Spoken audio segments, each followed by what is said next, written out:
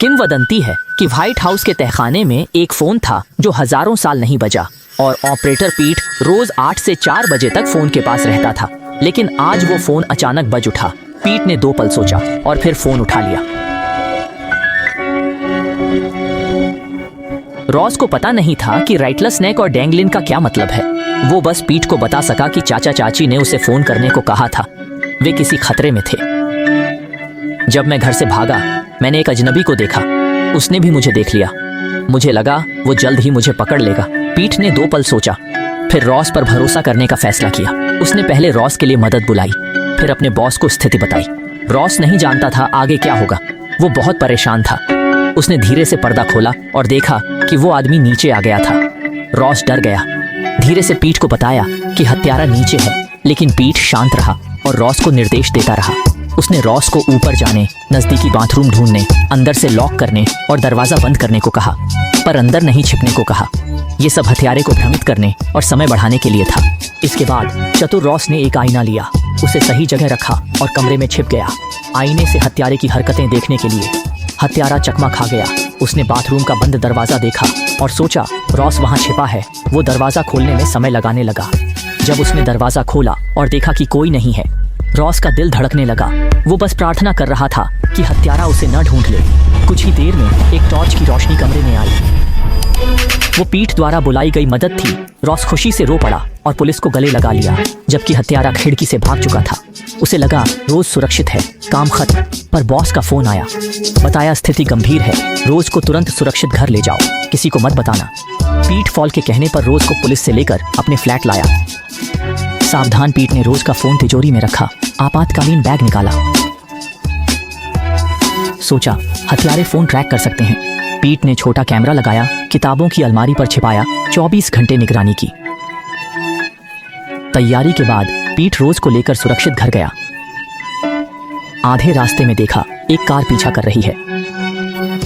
पीट ने गाड़ी तेज की, पीछे वाली कार भी तेज हो गई। मुसीबत में पीट ने गुप्त एजेंटों को मदद के लिए बुलाया।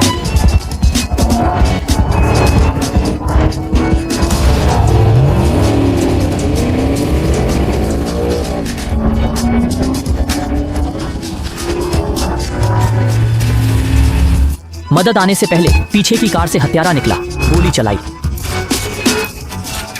शहर में पीछा शुरू हुआ।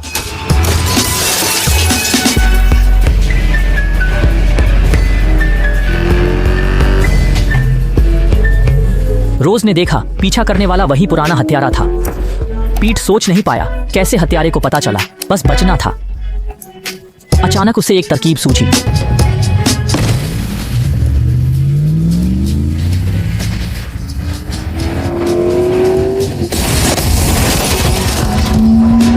देखो मैं उड़ सकता हूँ। नहीं, मुझे कुछ नहीं दिखता। हत्यारे से बचकर पीट रोज को सुरक्षित घर ले आया। रोज की सुरक्षा के लिए वह रात भर खिड़की पर बैठा रहा। जल्द ही फोन पर फ्लैट का वीडियो आया। 2 हत्यारे घुस गए थे। उसने तुरंत बॉस को बताया। फर्रर ने 2 एजेंट भेजे। एजेंट पहुंचे तो हत्यारे गायब थे, पर पीट को वीडियो से कुछ सुराग मिले। उसने देखा कि हत्यारे के हाथ में एक अनोखी अंगूठी थी। उसने तुरंत स्क्रीनशॉट लेकर सहेज लिया ताकि बाद में जांच में काम आए। अगले दिन पीट ने फर्रर से तय किए अनुसार रॉस को एक अपार्टमेंट में लाया, जहां फर्रर और हॉकिंस से मुलाकात हुई। पर रॉस बहुत सतर्क था। हॉकिंस के सवालों पर वह कुछ भी बताने को तैयार नहीं था, यहाँ तक कि यह भी नहीं माना कि उसने हत्यारे को देखा था।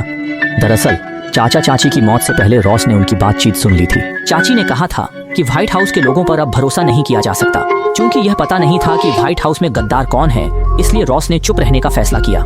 रॉस के छिपाव से हॉकिंस गुस्सा थे, लेकिन मजबूरी में उन्हें रॉस को होटल में ही सुरक्षित रखना पड़ा। सोचा था कि सीक्रेट सर्विस 24 घंटे निगरानी करेगी, रॉस सुरक्षित रहेगा। लेकिन अगले दिन ही रॉस खतरे में पड़ गया। पीट ने होटल पहुंचकर देखा कि सुरक्षाकर्मी हटा लिए गए थे। जैसे ही पीट मैनेजर से बात कर रहा था, अचानक लॉबी की बत्तियां बुझ गईं और लिफ्ट बंद हो गई। पीट ने खतरा भांपा और रॉस को खोजने दौड़ा। खुशकिस्मती से रॉस सुरक्षित था। पीट तुरंत रॉस को ले गया। उसी वक्त एक महिला हत्यारा वेटर बनकर कमरे में घुसी, पर रॉस वहां नहीं था। जैसा कि हत्यारे ने सोचा था, दोनों पक्ष सीढ़ियों पर अचानक आमने सामने आ गए। पीट और रॉस ने मौका देखकर दूसरी सीढ़ी से होटल के रेस्तरां में भागे। हत्यारे ने पीछा किया और गोलीबारी शुरू हो गई। लड़ाई के बाद पीट ने मौका देखकर दुश्मन पर गोली चलाई और रॉस को बचाया।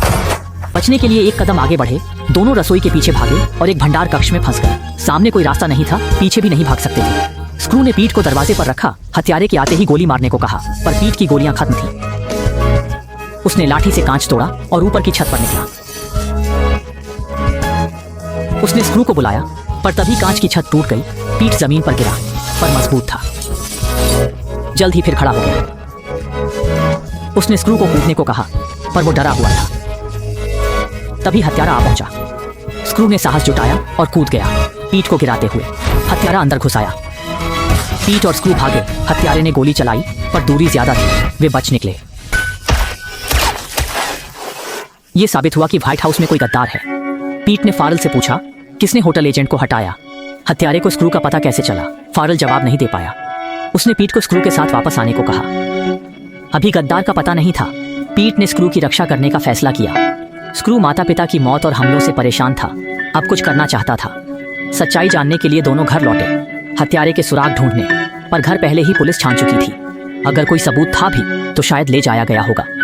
पीट ने स्क्रू से पूछा, क्या चाचा चाची ने कुछ संदिग्ध कहा था? स्क्रू सोचते हुए बोला। पीट की बात से स्क्रू को याद आया, चाचा चाची अक्सर जंगल के कॉटेज जाते थे, वहां महत्वपूर्ण कागज छिपाए हो सकते हैं। दोनों ने कुछ सामान पैक किया और कॉटेज की ओर निकल पड़े।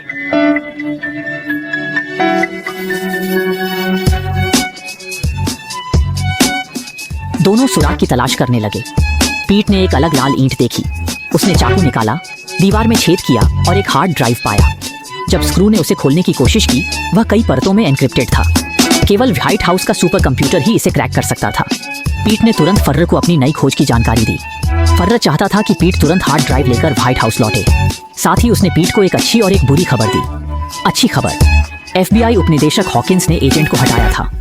बुरी खबर, हॉकिंस मारा गया, मैरीलैंड के एक खेत में फेंका गया। मौजूदा हालात को देखते हुए पीट और स्क्रू में वापसी को लेकर बहस हुई। स्क्रू का मानना था कि अभी व्हाइट हाउस में किस पर भरोसा करें, पता नहीं। जल्दबाजी में हार्ड ड्राइव देना दुश्मन को सौंपने जैसा हो सकता है। पीट ने कहा, हमें किसी सक्षम व्यक्ति की जरूरत है जो हमारी रक्षा कर सके, जो एन्क्रिप्टेड फाइल को खोल सके, और फर्रर सबसे अच्छा विकल्प है। हम उस पर पूरी तरह भरोसा कर सकते हैं। फर्रर की जांच के लिए पीट ने अपने निजी फोन से फर्रर को कल सुबह 10 बजे आने को कहा। फिर दोनों पहाड़ पर गए, देखने की कोई आता है या नहीं। अगर कोई अजनबी आया तो फर्रर ने फोन ट्रैक किया है, वह अविश्वसनीय है। जैसे ही पीट जाने लगा, एक अजनबी औरत केबिन के पास दिखी। उसी समय पीछे एक आदमी दिखा जो पहले का हत्यारा था। आदमी ने शीशा तोड़कर अंदर एक फ्लैश बैंग फेंका। औरत ने ताले पर गोली मारी और अंदर घुस गई। पीट और रोज जल्दी से उठकर पीछे हटे, लेकिन भागते समय रोज फिसल गया। पत्थरों की आवाज ने हत्यारे का ध्यान खींचा। अच्छा हुआ दोनों पेड़ के पीछे छिप गए। हत्यारे ने नहीं देखा। जब हत्यारा दूसरी तरफ गया, पीट और रोज फिर से चले, छिपाई गई कार ढूंढी और जंगल से बाहर निकल गए। हत्यारे का अचानक आना साबित करता है कि फर्रर संभवतः आंतरिक गद्दार है, पर मुश्किल से मिली हार्ड ड्राइव कई परतों में एन्क्रिप्ट है। सिर्फ व्हाइट हाउस का सुपर कंप्यूटर ही इसे क्रैक कर सकता है। पासवर्ड तोड़ने के लिए रॉस ने एक तरकीब सोची। दोनों अलग अलग रास्ते अपनाएंगे। पीट हार्ड ड्राइव लेकर फर्रर को ढूंढेगा, कहेगा रॉस गैस स्टेशन से भाग गया। अभी सबसे जरूरी है हार्ड ड्राइव क्रैक करना। फर्रर ने पीट को दोष नहीं दिया, उल्टा उसे आराम करने को कहा। लेकिन पीट बोला, रॉस शायद मुझे ढूंढने आए, मैं तहखाने में ही रहूंगा, वो सिर्फ तहखाने का कोड जानता है। फर्रर ने उसे वहीं रहने दिया। यह दरअसल पीट और रॉस की मिलीभगत थी। रात को रॉस ने प्लान के मुताबिक तहखाने में फोन किया, फर्रर को बुलाया। पीट फर्रर को फोन उठाने के लिए कंप्यूटर रूम ले गया। फर्रर बिना ज्यादा सोचे पीट के साथ फोन उठाने चला गया। इस वक्त हार्ड डिस्क क्रैक होने में सिर्फ 2 मिनट बाकी थे। रॉस जानबूझकर बातें बढ़ा रहा था। पीट ने एक कागज निकाला, उस पर कुछ लिखा। फर्रर को इशारा किया कि वो रॉस का फोन ट्रैक करेगा। फर्रर मान गया, लेकिन पीट ने कागज लेते वक्त फर्रर का वर्क कार्ड भी ले लिया। फिर उससे कंप्यूटर रूम में घुस गया। अंदर जाकर पीट ने रॉस का दिया नोट निकाला। उसके निर्देशों पर पीट ने जेब से वायरलेस नेटवर्क कार्ड निकाला और उसे कंप्यूटर से जोड़ा। ड्राइवर इंस्टॉल करने के बाद पीट ने होस्ट को रॉस के कंप्यूटर से कनेक्ट किया। रॉस फर्रर से बात करते हुए हार्ड ड्राइव की सारी जानकारी चुरा रहा था, पर आधा होते होते रेस्तरां में कुछ पुलिस वाले आ गए। रॉस को फोन काटना पड़ा। उसने पीट को खतरे की खबर दी। कंप्यूटर रूम में पीट बहुत घबरा गया। कुछ देर बाद फर्रर वहां पहुंचा। जब वो दरवाजा खोलने लगा तो उसका कार्ड गायब था। उसे लगा कार्ड तहखाने में गिर गया। वो पीट को ढूंढने भागा। तभी पीट कंप्यूटर रूम से निकला, तहखाने लौटा। दोनों वहां मिले। फर्रर कार्ड ढूंढ रहा था। पीट ने मौका देखकर उसे पीले कागज के नीचे रखा। फर्रर को कार्ड मिल गया। उसे ज्यादा शक नहीं हुआ, सीधा कंप्यूटर रूम गया। पर वहां पहुंचकर देखा हार्ड डिस्क क्रैक हो चुकी थी, पर खाली थी। सारा डेटा रॉस पहले ही चुरा चुका था। फर्रर जब जांच कर रहा था कि कहीं कनेक्शन तो खराब नहीं, तभी उसे पीट का भूला हुआ वायरलेस नेटवर्क कार्ड मिला। उसने कार्ड लेकर पीट से सफाई मांगी, पर पीट ने दरवाजा बंद कर उल्टा कहा, पहले तुम्हें सफाई देनी होगी।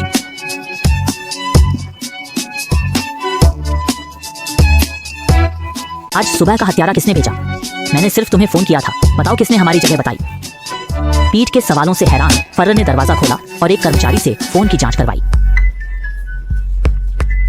अपनी सफाई में फर्र ने पीट को बताया कि राष्ट्रपति ने कैंपबेल को मेट्रो बम की जांच सौंपी थी।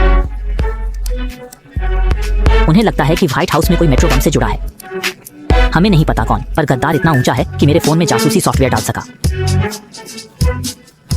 फर्र के राज खोलने पर पीट ने फिर से उस पर भरोसा किया। दूसरी ओर रॉस होटल में सुराग ढूंढ रहा था। उसने एक तस्वीर पर हल्का वाटरमार्क देखा। उसने तस्वीर का कंट्रास्ट बढ़ाया और पाया कि यह एक रहस्यमय इंजीनियरिंग कंपनी का पता था। रॉस ने पीट को बताया और दोनों तुरंत वहां जांच करने निकल पड़े। लेकिन अजीब बात यह थी, ये इंजीनियरिंग कंपनी बहुत दूर थी। रास्ते में घने जंगल से गुजरना पड़ा। जब पीट और रॉस पहुंचे, दोनों हैरान रह गए। कंपनी का पता दरअसल एक आम घर था। रॉस और पीट ने दरवाजा खटखटाया। एक बुढ़िया ने खोला, पर उसने उन्हें अंदर नहीं बुलाया, बल्कि बंदूक निकाल ली। रॉस नहीं चाहता था, पर उसे जाना पड़ा। जैसे ही वह मुड़ा, उसे लगा कि सब कुछ जाना पहचाना है। वह उत्साह से बुढ़िया की ओर मुड़ा और बोला, मुझे याद आया, बचपन में मैं वहां पहाड़ी पर घोड़े की सवारी करता था। फिर गिरकर टखना चोट हो गया। चाची और एक औरत ने मेरा इलाज किया था। क्या वो औरत आप हैं? बुढ़िया को यकीन नहीं हुआ कि वो छोटी लड़की इतनी बड़ी हो गई। उसने अपना गार्ड छोड़ दिया और दोनों को अंदर बुलाया। अंदर आते ही रॉस ने सीधे बात शुरू की। चाचा चाची की 3 दिन पहले हत्या हुई। हमें उनकी छोड़ी हार्ड डिस्क मिली। मैंने इसे यहाँ पाया। हार्ड ड्राइव पर तारीख से पता चलता है कि आप हाल ही में संपर्क में थे। अगर वे आपसे कुछ कहें तो कृपया मुझे बताएं। लेकिन बुढ़िया ने कहा कि वह कुछ नहीं जानती, बस उन्हें कुछ इमारतों के नक्शे इकट्ठा करने में मदद की। अजीब बात यह थी कि ये सभी नक्शे एक ही इलाके के थे। कैंपबेल दंपति ने इन्हें क्यों इकट्ठा किया, ये जानने के लिए बुढ़िया उन दोनों के साथ वहां गई। वहां पहुंचकर बुढ़िया और रोज ने एक कैफे में नक्शों का अध्ययन किया, जबकि पीट आसपास की जांच करने गया। पीट के जाने पर बुढ़िया ने सुझाया कि हार्ड ड्राइव में पीट का नाम खोजा जाए। बम धमाके के समय वह मेट्रो में था और अब वह इस केस की जांच कर रहा है। ये बहुत संयोग लगता है। जब रोज खोज रहा था, पीट बाहर से लौट आया। रोज ने जल्दी से लैपटॉप बंद किया। बुढ़िया ने जानबूझकर कॉफी गिरा दी। फिर पीट को बाथरूम से टिश्यू लाने को कहा। पीट के जाने के बाद रोज ने खोज जारी रखी, लेकिन पीट से संबंधित कोई जानकारी नहीं मिली। इससे बुढ़िया को राहत मिली। उसी समय बाथरूम में टिश्यू लेते हुए पीट ने कंपन महसूस किया। बाहर आकर उसने कर्मचारी से पूछा और जाना कि यह मेट्रो के गुजरने से हुआ था। तभी पीट को एक विचार आया। वह तुरंत बैठ गया और सोचने लगा, बम यहीं फटा था क्योंकि मैंने इसे रोक दिया था। क्या इसका असली निशाना वह जगह थी जहां हम अभी हैं? बुढ़िया ने तुरंत रोज से इलाके का नक्शा खोलने को कहा। उन्होंने देखा कि यहाँ एक गैस पाइप और मेट्रो सुरंग का चौराहा है। अगर बम यहाँ फटता तो 2 इलाकों को तबाह कर सकता था। लेकिन यह सिर्फ एक आतंकी हमला नहीं था। होटल लौटने पर रोज को हार्ड ड्राइव में एक वीडियो मिला। उसमें एक औरत शानदार कैफे में बैठी थी। वह 5 घंटे तक वहीं रही, खिड़की से बाहर देखती रही और कुछ बुदबुदाती रही। पीट ने समझा कि वह बुदबुदा नहीं रही थी, बल्कि माइक में बोल रही थी। पीट और हैरान हुआ जब उसने पहचाना कि वह व्यक्ति गुप्त सेवा का एजेंट अर्लिंगटन था, जिसे तब एक महत्वपूर्ण व्यक्ति की सुरक्षा करनी थी। जाहिरा तौर पर मेट्रो बमबारी का लक्ष्य पड़ोस नहीं था, लेकिन लोग अर्लिंगटन रक्षा कर रहे थे। एलिंगटन उपराष्ट्रपति की बेटी मैडी की रक्षा कर रहे हैं। मेट्रो बमबारी के दिन की पुष्टि करने के लिए क्या एलिंगटन मैडी की रक्षा कर रहा है? पीट ने व्यक्तिगत रूप से अर्लिंगटन को पाया। हालांकि बिलिंगटन ने नेतृत्व से परामर्श करने के बाद सच नहीं बताया। बस पीट को पता चला ये मैडी नहीं था जिसे उस दिन संरक्षित किया गया था। अंततः जो सुराग मिले वे फिर से टूट गए और पीट और रोज ने हत्यारे से शुरुआत करते हुए अलग अलग हमला करने का फैसला किया। जब हत्यारा पहले अपार्टमेंट में घुस गया, पीट एक बार कैमरे के माध्यम से हत्यारे ने अपने हाथ पर एक अनोखी अंगूठी पहनी हुई पाई। अंगूठी के सुराग खोजने के लिए रॉस प्रासंगिक सामग्री की जांच करने के लिए पुस्तकालय गया। यह पाया गया कि अंगूठी पर पैटर्न यह बिल्कुल पावेलिच नामक परिवार के हथियारों के कोट के समान है। रॉस ने पावेलिच परिवार की खोज की। परिणामों में पाया गया कि क्राउन प्रिंस पावेलिक ठीक उसी अंगूठी पहनते थे। हालांकि खबर से पता चलता है कि विदेश यात्रा के बाद युवराज गायब हो गया। स्थानीय पुलिस ने जांच के लिए मामला दर्ज किया और संदिग्ध को इंटरनेट पर पोस्ट किया और यह संदिग्ध वास्तव में हत्यारा है जिसने कई बार उनका पीछा किया है। रॉस अविश्वसनीय था और तुरंत पीट को इसके बारे में बताया। इसके अलावा रॉस ने यह भी पाया कि उनकी मृत्यु से पहले क्राउन प्रिंस ने बाल्कन में गुप्त गतिविधियों को अंजाम देने के लिए एक अमेरिकी रक्षा ठेकेदार की निंदा की थी और इस ठेकेदार ने ट्रांसफॉर्मिंग लेक इंडस्ट्री कहा था। पिट ने रोज को कंपनी के बारे में प्रासंगिक जानकारी की जांच करने के लिए कहा।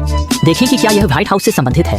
रॉस ने अभियान योगदान के सार्वजनिक डेटाबेस की जांच की। परिणामों में पाया गया कि उपराष्ट्रपति फील्ड ने बार-बार इस कंपनी से दान स्वीकार किया है और परिवर्तन झील उद्योग के सीईओ वीक और जब उपराष्ट्रपति एक साथी देशवासी थे, दोनों ने एक साथ कई सामुदायिक कार्यक्रमों में भाग लिया है। जहां तक अब तक उपलब्ध जानकारी है, हत्यारे को झील उद्योग को फिर से तैयार करने के लिए काम पर रखा गया था और रिमोडेलिंग झील उद्योग उपाध्यक्ष का बैकअप था और जाहिर है कि व्हाइट हाउस में तिल उपाध्यक्ष होने की बहुत संभावना थी। दूसरे पक्ष के उच्च वजन को देखते हुए पीट और रोज अपने जोखिम में विविधता लाने के लिए तैयार हैं। Split action. पिट राष्ट्रपति को रिपोर्ट करने के लिए व्हाइट हाउस जाने के लिए जिम्मेदार है। रॉस हार्ड ड्राइव ले जाने के लिए जिम्मेदार है। पीट फैट सिस्क के घर पर रहे। व्हाइट हाउस पहुंचने के बाद पीट फर्र को रिपोर्ट करता है। 1 साल पहले मेट्रो बमबारी यह ट्रांसफॉर्मिंग लेक इंडस्ट्रीज नामक कंपनी द्वारा किया गया था और उपाध्यक्ष क्षेत्र भी शामिल है। फर्र को यह अविश्वसनीय लगा। पिट से कहने के लिए आश्चर्य के रूप में, तुरंत अपने छोटे बालों को गुलाब भेजने दो। राष्ट्रपति को रिपोर्ट करने की तैयारी करें। मैं चाहता हूं कि आप दोनों एक ही समय में वहां रहें। हालांकि यह आकस्मिक वाक्य है। पिट को चौंका दिया। उसने किसी को नहीं बताया कि रॉस सास्क के घर में था। जाहिरा तौर पर पतन उपाध्यक्ष का सहायक है। रॉस और सिस्क की लंबे समय से निगरानी की जा रही है। पीट ने जल्दी से गुलाब को खाली करने के लिए सूचित किया और उसे घाट पर मिलने दो। दूसरी तरफ जब फर्र को पता चल गया कि पीट को सच्चाई का पता चल गया है, तो वह और सिस्क कार में बैठकर चले गए।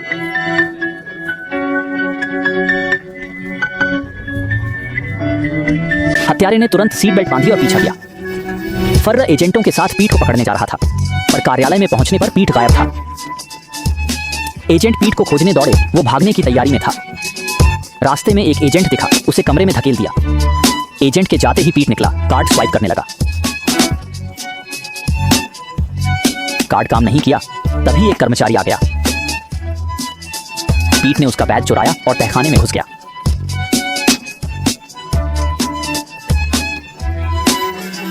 पीट भागा, एजेंट पीछे दौड़े।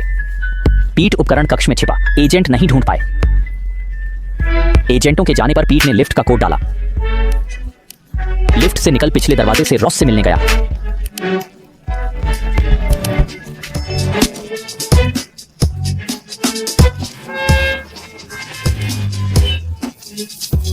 सिस्को को लगा कार ट्रैक हो रही है, खतरा पास है। सिस्को ने रॉस को उतारा, हत्यारे ने रुकावट देखी। कौन उतरा पता नहीं, हत्यारे अलग हो गए। एक हत्यारा पीछा करने उतरा, दूसरा आगे बढ़ा। रॉस डॉक पहुंचा, पर पीट की जगह हत्यारा आया। रॉस भागा, पर हत्यारे ने जल्द पकड़ लिया। रॉस ने लड़ा, पर हत्यारा बहुत मजबूत था। आखिरी पल में पीट आया, दोनों समुद्र तट पर भिड़े।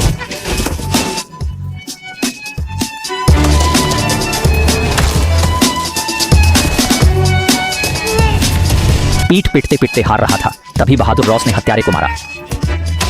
टीडीपी ने घेराबंदी तोड़ी, गुस्से में हत्यारे ने पिस्तौल निकाली। पीट तेजी से आगे बढ़ा, दोनों के सहयोग से हत्यारे को काबू कर लिया गया।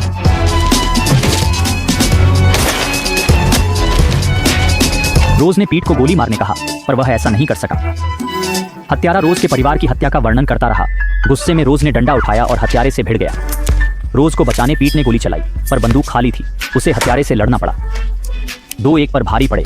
पीट ने धीरे धीरे बढ़त ली, अंत में हत्यारे को मार डाला। हत्यारे से निपटने के बाद वे तैयार जहाज पर गए, घाव का इलाज किया। तभी रेडियो पर सुना कि उपराष्ट्रपति फील्ड अपराध के संदिग्ध पीट हैं। इस तरह पीट अचानक राष्ट्रीय अपराधी बन गया। एक आदमी ने मेट्रो में बम रखा, पीट ने देख लिया, समय पर ट्रेन रुकी, बम जल्दी फटा। मिशन विफल होने पर कॉलिन रुका, पीट ने पहचाना, गली में खींचा, दोनों में भयंकर लड़ाई हुई। हारता देख कॉलिन भागा, पीट पीछा करता रहा। चौराहे पर कार से टकराया, कॉलिन को भागते देखा। कॉलिन के घर पहुंचने पर मालिक का फोन आया, पूछा पकड़े गए क्या? कॉलिन ने डरते हुए ना कहा, पर मालिक को पता था, उसे मारने का आदेश दिया, पर गलती से जुड़वा भाई मारा गया। कॉलिन दुखी हुआ, भाई के कागजात लेकर उसकी पहचान से रहने लगा। बदला लेने की सोची, पर दुश्मन का भाई मारा गया। कॉलिन की पहचान सरल नहीं है। मेट्रो बमबारी उपराष्ट्रपति द्वारा नियोजित एक हमला था। वह एक नागरिक उपराष्ट्रपति तक बिल्कुल भी नहीं पहुंच सकता था, इसलिए उसने लक्ष्य को उपराष्ट्रपति की बेटी मैडी में स्थानांतरित कर दिया। लेकिन मैडी के संपर्क में रहना आसान नहीं था। उसके पास एलिंगटन 24 घंटे एक दिन था।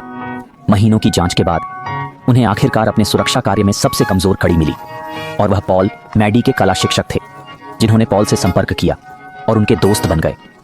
पॉल एक पर्यावरण संगठन का मुख्य सदस्य था और संगठन को समृद्ध बनाना चाहता था, और कॉलिन ने उसका फायदा उठाया। मैडी का एहसान। एक स्कूल के बाद मैडी ने तूलिका बॉक्स पर एक छोटा सा नोट छोड़ दिया। पॉल नोट देखने के बाद समझ गया। मैडी ने रात में शौचालय जाने का अवसर लिया। एलिंगटन से छुटकारा पाया। पॉल हाउस आया। जैसे ही दोनों बाहर निकल रहे थे, कॉलिन अचानक दिखाई दिया। पॉल को गोली मार दी और मैडी का अपहरण कर लिया। उसी समय उपाध्यक्ष और फर्र पहले से ही जानते थे कि पिट और रोज को मेट्रो बमबारी के बारे में सच्चाई का पता चल गया था। इसलिए उन्होंने पिट को राष्ट्रीय स्तर पर वांछित अपराधी के रूप में चित्रित करने के लिए जनता की राय का इस्तेमाल किया। मेरी बेटी मार्टिना अनुग्रह। ब्रैडफील्ड को कल रात फंसाया गया था। सीक्रेट सर्विस ने मैडी के गायब होने वाले आंकड़े की खोज की है, जिसका नाम पीट एम है। सेड्रेन होनियर पीट, जो एक वांछित अपराधी बन गया, लड़ने के लिए और भी प्रेरित था। और जल्द ही पता चला कि मेट्रो बमबारी में हमलावर कॉलिन था। उपराष्ट्रपति की साजिश को रोकने के लिए पिट को यह पता लगाना था कि कॉलिन उस समय क्या लक्ष्य बना रहा था। लेकिन व्हाइट हाउस की फाइलों से पता चलता है कि कॉलिन मर चुका था और कॉलिन का सारा सामान एक मेल बॉक्स में भेज दिया गया था। पीट और रोज तुरंत मेल बॉक्स खोजने के लिए निकल पड़े, केवल एलिंगटन और मोंक्स द्वारा खोजे जाने के लिए, जो ठीक उसी समय पहुंचे जैसे वे सेट करने वाले थे। एलिंगटन उन दोनों को वापस लेने जा रहा था, लेकिन रोज ने तुरंत कहा कि हमें मेट्रो बमबारी के बारे में सच्चाई का पता चल गया है। इसलिए दोनों पक्षों ने केबिन में खुफिया कप्तानों के रूप में काम किया और सभी सुरागों ने इस तथ्य की ओर इशारा किया कि कॉलिन ने मैडी का अपहरण करने के लिए बाउदी का इस्तेमाल किया। और कॉलिन के बारे में सुराग के बाद केवल एक ही घटना की रिपोर्ट पर ईमेल पता था और हर कोई तुरंत इस पते पर आया और इस ईमेल को पाया। इसमें एक बिल निकला। जांच से पता चला कि क्लिंग ने गोदाम किराए पर लिया था और यह उसका संग्रह बिल था। कुछ लोग क्लिंग के गोदाम में गए और वहां एक सुरक्षा कंपनी की पे स्लिप मिली। मोंक्स और रॉस सुरक्षा कंपनी गए एलिंगटन और पीट गोदाम में रहे। उसी समय क्लिंग ने मैडी को पिता के लिए वीडियो बनाने को कहा। चतुर मैडी ने वीडियो पिता की जगह एलिंगटन को भेज दिया। एलिंगटन ने देखा मैडी हार्ट टैप करती है, जो उनका गुप्त कोड था।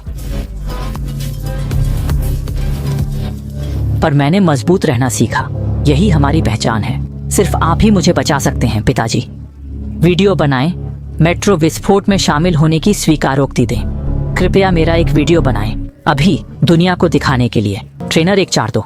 पीट ने पाया यह कंटेनर नंबर है, पर ऐसे 5 कंटेनर अलग अलग यार्ड में थे। जब वे उलझन में थे, मोंक्स का फोन आया। उन्होंने पाया कि कॉलिन डीसी यार्ड में गार्ड था, जहां 142 कोट का कंटेनर था। सब मैडी को बचाने निकल पड़े। पीट और एलिंगटन यार्ड में घुसे। कॉलिन ने देखा, वह मैडी को ले जाने लगा, पर मैडी ने हमला कर दिया। गुस्से में कॉलिन ने बंदूक निकाली। गोलियों की आवाज से सबका ध्यान खींचा। मैडी एक कंटेनर में छिपी, फिर बाहर निकली। कॉलिन ने फिर गोली चलाई। मैडी भागी। एलिंगटन ने उसे बचाया। पीट ने कॉलिन को पकड़ा।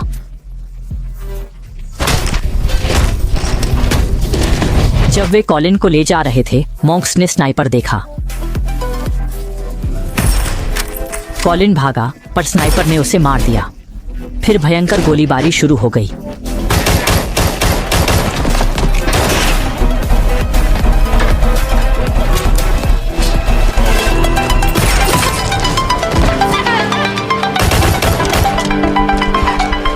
और जब हत्यारा पीट को मारने वाला था, बहादुर रॉस टॉवर पर भागा और उसे धक्का दिया। सबको बचा लिया गया, पर मुश्किल से मिले गवाह इस तरह मारे गए। लड़की ने हत्यारे से फोन लिया, जिसमें कई कोडेड तस्वीरें थीं। पीट ने पहचाना कि ये डार्क नाइट ग्रुप की थी। आखिरी तस्वीर पर फोन नंबर देखकर पीट को पता चला कि ये तहखाने में ली गई थी, जहां हर प्रवेश रिकॉर्ड होता है। तस्वीर 9 जनवरी रात 2 बजे ली गई थी। अब उस समय का कार्ड रिकॉर्ड चेक करके पता लगाया जा सकता है। पीट ने फर के सचिव के बारे में सोचा। वे और रॉस ने कंप्यूटर से कार्ड रिकॉर्ड निकाला, जो फर का था। तभी एलिंगटन का फोन आया और उसने पीट को जानकारी दी। एलिंगटन ने बताया कि राष्ट्रपति कल ब्लेयर पैलेस में मध्य पूर्व के नेता से मिलेंगे। रॉस ने कहा, शायद फर को जानबूझकर इसे देखने नहीं दिया गया। मुझे अभी मेल मिला कि फर की ज्यादा से मुलाकात रद्द हो गई है। अब सवाल है कि राष्ट्रपति ज्यादा से कहाँ मिलेंगे। एलिंगटन को याद आया कि एक गुप्त यात्रा डेविड कैंप में थी, पर विवरण नहीं था। रॉस ने अनुमान लगाया कि शायद उपराष्ट्रपति और फर ने हत्या की योजना रद्द कर दी है।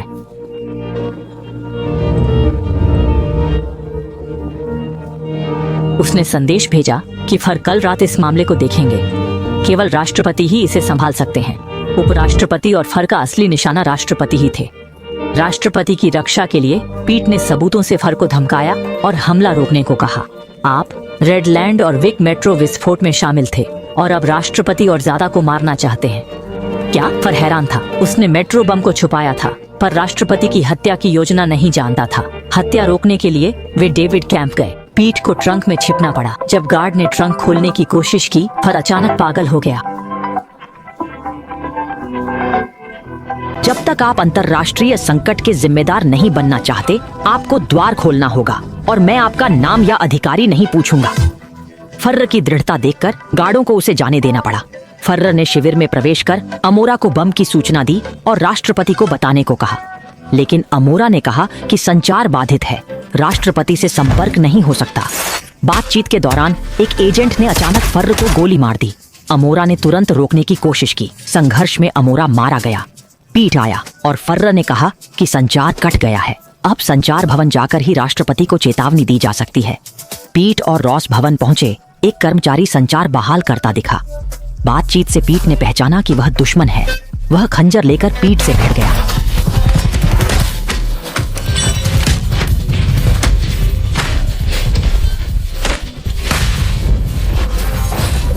रॉस की मदद से पीट ने आखिरकार उसे काबू कर लिया। कुछ देर बाद उस आदमी के वॉकी टॉकी पर साथी की आवाज आई।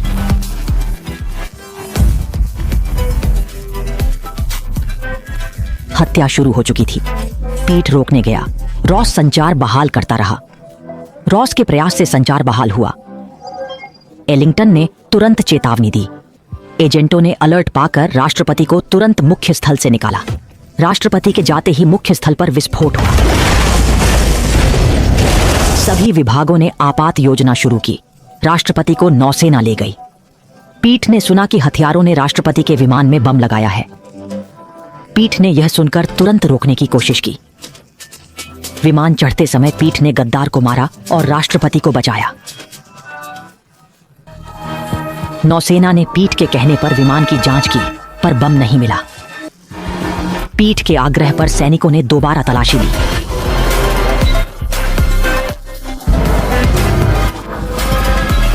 हमारे लिए सब कुछ।